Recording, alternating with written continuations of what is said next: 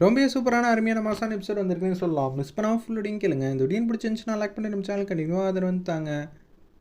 ஈஸ்வரி அம்மா கிட்ட யார் இது மாதிரிலாம் அசத்துனது அப்படின்னு சொல்லி கேட்கும்போது, எனக்கு நல்லாவே தெரியுமா, என்னோட முதலாளி தான் வந்தாப்புல.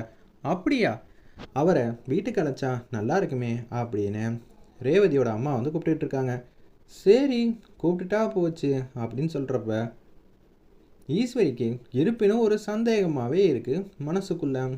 என்னதான் இது, நம்ம மாட்டுக்கும் கூப்பிட்டுட்டோமே, ஒரு வேளை நினச்சபடியே ராஜா வந்துட்டா அப்படின்னு சொல்லி யோசிக்கிறப்ப அப்படியெல்லாம் இருக்க வாய்ப்பே இல்லைன்னு அவங்க அசிஸ்டண்ட் வந்து பேசுகிறாங்க. சந்திரகலா, ஏன்னா நான் தான் டேரெக்டாக போய் பார்த்துட்டு வந்துட்டேன்ல, அதனால் நீங்கள் எதுக்கும் கவலைப்படாதீங்க அப்படின்னு சொல்லிட்டு இருக்கிறப்ப விருந்து ஏற்பாடு தடபடலாக இருக்கணும். மீனாட்சி அம்மா நல்லபடியாக வந்து கவனிச்சுக்கோங்க. இப்போதைக்கு இங்கே ஈஸ்வரி இருக்கக்கூடாதே, அதுக்கேற்ற மாதிரி ஏதாவது ஒன்று வேலை வச்சே ஆகணுங்கிற மாதிரி இவங்க எல்லாரும் தந்திரமான முறையில் யோசிச்சுட்டு ஈஸ்வரி அம்மாவுக்கு முக்கியமாக ஏதோ ஒரு இடத்துல பக்கத்து ஊரில் போகிற மாதிரி ஒரு சுச்சுவேஷனை க்ரியேட் பண்ணுறாங்க. ஈஸ்வரி உன்னை தேடி வந்திருக்காங்க, வந்தவங்களை உன் இடத்துலேருந்து நான் இருந்து சமாளிச்சுக்கிறேன், நீ போனன்னா நல்லா இருக்கும். வீடு தேடி வரவங்க இப்போன்னு பார்த்து முதலாளி வேற வரேங்கிறாரு, என்ன பண்ணுறது? அதுதாங்க எனக்கும் வந்து சங்கடமாக இருக்குது, அவரை பார்க்க முடியலன்னு. இருப்பினும் நீ எந்த இடத்துல வேலை பார்த்துட்டு இருக்க, உதவின்னு வந்துட்டா நீ போகிறது தாம்மா கரெக்டுன்னு ரேவதி சொன்னோன்னே, அதுவும் கரெக்டு தான், சரிங்க நான் வரேன்னு சொல்லிட்டு அப்படியே ஈஸ்வரியும் சூரியகலாவும் அப்படியே அங்கேருந்து கிளம்ப ஆரம்பிச்சிட்டாங்க. வாங்க, நான் தான் முன்ன பின்ன அவரை தான் பார்த்துருக்கேன்ல, நம்ம இந்த வேலையை வந்து பார்த்துட்டு வந்துடுவோன்னு சொல்லிட்டு அவங்க 2 பேரும் போயிட்டாங்க. ரொம்ப சந்தோஷத்தின் உச்சத்தில் இருக்காங்க. அந்த இடத்துல கார்த்தி அதிரடியாக மாதம் வந்து காரில் வந்து இறங்குறாப்புல. இறங்கிட்டு அப்பாடா நிம்மதியாக வந்து இருக்கலாம்ப்பா இனிமேட்டு. ஏன் என்னாச்சு? ஈஸ்வரி இல்லையா? இல்லை, அவங்கள கொஞ்சம் வெளியூர் வரைக்கும் அனுப்பிச்சி வச்சாச்சு. என்ன உங்கள் ஏற்பாடு தானா? பின்ன கொஞ்ச நேரத்துக்காவது நீ நிம்மதியாக அந்த வீட்டில் இருக்க வேணாம்? இவ்வளோ பெரிய விஷயத்த பண்ணிவிட்டு அவங்க என்ன சொல்லுவாங்கன்னு நல்லாவே தெரியும், அதுக்காக தான் இப்படியெல்லாம் ஏற்பாடு பண்ணியாச்சு. நீங்கள் இருக்கீங்களே அப்படின்னு கார்த்தி வந்து சிரிச்சிட்டு இருக்காங்க. என்னப்பா பண்ணுறது, இது மாதிரிலாம் ஏதாவது ஒரு விஷயம் பண்ணாதான் நம்ம குடும்பமே கொஞ்சமாவது சிரிக்க முடியுதுன்னு சூப்பராக வந்து பேசிகிட்டு இருக்காப்புல மயில் வாகனம். அந்த இடத்துல அப்போன்னு பார்த்து, வாங்க வாங்க வாங்க சார், இப்போ தான் எங்கள் அம்மா வெளியில் கிளம்பி போனாங்க, நீங்கள் வந்திருக்கீங்களே அப்படின்னு சொல்கிறப்ப கிச்சனில் தடபடலாம் வந்து விருந்து ஏற்பாடு நடந்துக்கிட்டு இருக்கு. நம்ம ராஜாக்காக மீனாட்சி அம்மா ரெடி பண்ணிக்கிட்டு இருக்காங்க. சார் வாங்க சார், முதல்ல வந்து உட்காருங்கன்னு சொன்னோன்னே சேரில் வந்து உட்காடுறாங்க. இதுதான் என்னோட அப்பா அப்படின்னு அறிமுகப்படுத்தி வைக்கிறாங்க. வணக்கம் சார்னு தெரியாத போல் கார்த்தியும் க்யூட்டாக அழகாக வந்து நடிச்சிக்கிட்டு இருக்காங்க. அருமையாக இருந்துச்சுன்னே சொல்லலாம் அந்த சீன்லாம். அப்போன்னு பார்த்து நம்ம ராஜராஜனும் வணக்கம் வந்து வைக்கிறாங்க. உடனே இது யார் தெரியுமா சார், உங்கள் அக்கா தானே அப்படின்னு கார்த்தி வந்து லைட்டாக உளர்றாப்புல. எப்படி சார் கரெக்டாக வந்து சொல்கிறீங்க? அவங்கள பார்த்தாலே தெரியுது இந்த வீட்டில் இருக்காங்க, உங்களுக்கு தங்கச்சியாக இருக்க வாய்ப்பு இல்லை, அப்படி இருக்கும்போது அக்காவாக தானே இருக்க முடியும். நான் கரெக்டாக சொன்னேன்னா யூகிச்சது அப்படின்னு அந்த இடத்துல சொல்லும்போது, சகல பிச்சு உதறியப்பா, எப்படிப்பா வந்து ஸ்பான்டானியஸாக அடுத்தது வந்து அசுத்திரியப்பான்னு மயில் வாகனம் வந்து கேட்குறாங்க. என்னம்மாம்மா என்ன சொல்லிகிட்டு இருக்கீங்க? அவங்க என்னோட மனைவின்னு சொல்லிக்கிட்டு இருக்கேன். அப்படிங்களா, ஓகே ஓகேன்னு கார்த்திக் க்யூட்டாக அழகாக வந்து சிரிச்சிட்டு இருக்காப்புல. ஆமாம் சார், நீங்கள் சொன்னதெல்லாம் கரெக்டு தான் அப்படின்னு சொல்லி யோசிக்கும்போது ஆப்போசிட்லேருந்து மீனாட்சி அம்மா வந்துகிட்டு இருக்காங்க. இது என்னோட கடைசி தங்க, பேரு ஸ்வாதி.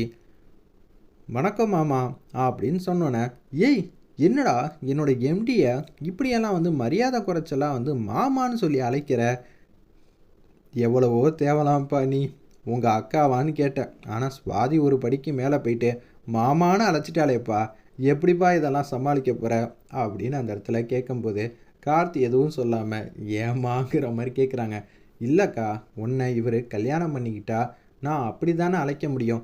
ஏய் அதிக பிரசங்கித்தனமாக வந்து பண்ணாத, கொஞ்சம் அமைதியாக இருக்குது அப்படின்னு சொன்னோன்னே, சாரி சார், அவங்க ஏதோ ஒரு விஷயத்த வந்து சொல்லிட்டாங்க, மன்னிச்சிருங்க அப்படின்னு சொல்லும்போது, சரி சரி இதெல்லாம் ஒரு விஷயமா, எனக்கு கவலையே இல்லை, விடுங்க பார்த்துக்கலாம், சின்ன பொண்ணு தானே, ஏதோ பேச தெரியாமல் பேசிட்டாங்க, எனக்கு ஒன்றும் பேசினதை நினச்சி கவலை இல்லை அப்படின்னு சொல்லும்போது ரேவதி வந்து சந்தோஷமாக வந்து சிரிக்கிறாங்க.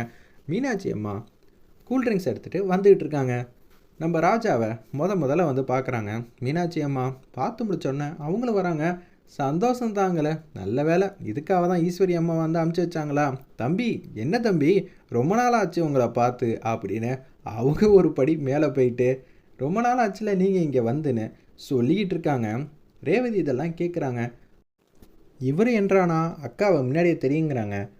சுவாதி ஒரு படிக்கு மேலே போயிட்டு மாமான்னு அழைக்கிறா. மீனாட்சி அம்மா வயசானவங்க, அனுபவசாலி.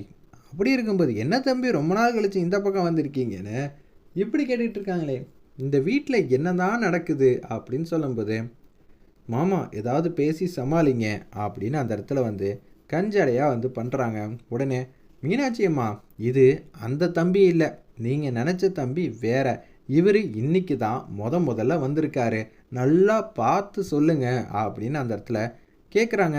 உடனே ஆமாம் ஆமாம்மா, இவர் அந்த தம்பி இல்லை, நான் தான் வந்து மாற்றி சொல்லிட்டேன்னு சூப்பராக இதை புரிஞ்சுக்கிட்டு மாற்றி பேச ஆரம்பிச்சிட்டாங்க. அப்பாடாங்கிற மாதிரி எல்லாரும் பெருமூச்சு வந்து விட்டுக்கிட்டு இருக்காங்க. அந்த இடத்துல அப்பனும் பார்த்து நம்ம ரேவதி என்னமோ ஒரு குழப்பத்தில் இருக்கிற மாதிரியே தெரியுது. இத்தனை நாளாக நீங்கள் இது மாதிரிலாம் குழப்பத்தில் இருந்தது இல்லையே. இல்லைம்மா, தப்பு என்னமோ ஏன் மேலே தான். இதுக்கு எதுக்கு பெரிய வார்த்தையெல்லாம் தப்பு சரியெல்லாம் பேசிக்கிட்டு விடுங்கம்மா, எந்த கவலையும் இல்லை, நீங்களும் எனக்கு அம்மா போல தானே அப்படின்னு பேசிகிட்டு இருக்காங்க. இந்த வீட்டை பொறுத்தளவு எவ்வளவோ விஷயம் மாறி இருக்கலாம், ஆனால் மாறாதான்னு ஒரே ஒரு விஷயம்னா அது இந்த ராஜா தம்பியோட மனசு தான். கடவுளே, எல்லாமே கூடிய சீக்கிரம் வந்து மாறணும்ப்பா, உங்கள் கையில் தான் இருக்குது. தயவு செஞ்சு ஏதாவது ஒரு விஷயத்தை வந்து காட்டுங்கப்பா, இவங்க வாழ்க்கையில் திருப்பியும் வந்து வெளிச்சத்தை உண்டாக்குங்கிற மாதிரி மீனாட்சி அம்மா அன்பா பாசமாக வந்து சாமிக்கிட்ட வந்து வேண்டிக்கிட்டு இருக்காங்க. அப்போன்னு பார்த்து இந்தாங்க ஜூஸ் அப்படின்னு சொல்லி சொன்னோன்னே அப்படியே வந்து சாப்பிட்றாப்புல சாப்பிட்டுட்டு கீழே வந்து வைக்கிறாங்க. அப்போன்னு பார்த்து ரேவதி வந்து யோசிக்கிறாங்க, இவர் குடித்ததை மிச்ச மீதியை நம்ம குடித்தா எப்படி இருக்கும் அப்படின்னு சொல்லிட்டு அந்த டம்ளரை வேற ஒருத்தவங்க எடுத்துகிட்டு போகும்போது, இல்லைக்கா நானே எடுத்துகிட்டு போகிறேன்னு சொல்லி சமையல் அறைக்கு போகிறாங்க. போயிட்டுருக்கிறப்ப சுற்றி சுற்றி பார்க்குறாங்க. அந்த ஜூஸை வந்து குடிக்கிறாங்க. இதை சுவாதி வந்து பார்த்துட்டாங்க. பார்த்து முடிச்ச உடனே, நான் மாமான்னு சொன்னது கரெக்டு தானே அப்படின்னு அந்த இடத்துல கேட்குறாங்க. ஏய், என்ன நீ சொல்லிக்கிட்டு இருக்க? ஜூஸு கன்னத்தில் ஒட்டி இருக்கு சரியா? நான் சொன்னது உனக்கு புரிஞ்சிருக்குன்னு நினைக்கிறேன். அச்சச்சோ, ஏய் நான் ஏதோ தெரியாமல் செஞ்சிட்டேன்டி, நீ எதுவும் தேவையில்லாமல் வந்து அங்கே குழப்பத்தை ஏற்படுத்தாத. சரிக்கா சரிக்கா, உன் மனசுபடி என்னபடி தான் நடக்கும், நான் சொல்கிறேன். ஏய் நீ சின்ன பொண்ணுடி, ஆனால் என்னை விட இவ்வளோ தைரியமாக இருக்கேன்னு எனக்கு சுத்தமாக தெரிய மாட்டேங்குதுன்னு ரேவதி செம்மையாக வந்து சுவாதி வந்து கலாய்க்கிறாங்க. எல்லாம் அப்படி தான்க்கா. இந்த வீட்டை பொறுத்தளவு இந்த விஷயத்தில் ஒன்றை விட எல்லாரும் கான்ஃபிடண்ட்டாக தான் இருப்பாங்க. ஏய் நீ என்னமோ வந்து பெரிய பொண்ணு மாதிரி பேசிகிட்டு இருக்கேடி, என் மனசுக்கு தான் வந்து பறக்கிற மாதிரி இருக்கும். அப்படியெல்லாம் இல்லைக்கா, எல்லாம் தெரிஞ்ச விஷயம் தானே. ஏய் என்ன சொல்கிற நீ? உங்களை பார்த்தாலே தெரியுது மேட் ஃபார் ஈச் அதருங்கிற மாதிரி. வேணா பாரு, நான் சொல்கிறது தான் நடக்க போகுது, இதை யாராலையும் மாற்ற முடியாதுன்னு பேசிவிட்டு அவங்க மட்டுக்கும் போகிறாங்க. அப்போன்னு பார்த்து, சார் சரி சார் வாங்க சார், டேபிளில் வந்து உட்காந்துக்கலாம் அப்படின்னு அந்த இடத்துல சொல்லும்போது, சரிங்க கொஞ்சம் நேரம் வந்து இங்கேயே இருக்கலான்னு பார்த்தேன், எவ்வளோ நேரம் வேணாலும் இருங்க சார் அப்படின்னு சொல்லுவாங்க. அந்த நேரம்னு பார்த்து எவ்வளோ நேரம் வேணான்னு இருக்கலாம், ஆனால் இங்கேருந்து ஒருத்தவங்க வரத்துக்குள்ளே நீ கிளம்பிட்டா நல்லா இருக்கும்ப்பா அப்படின்னு சொல்லும்போது, ரேவதி சாருக்கு பக்கத்தில் உட்காரு. ஏன் நான் அவருக்கு பக்கத்தில் உட்காரணும்? உட்காந்தா நல்லா இருக்கும் தான் நான் நினச்சேன்.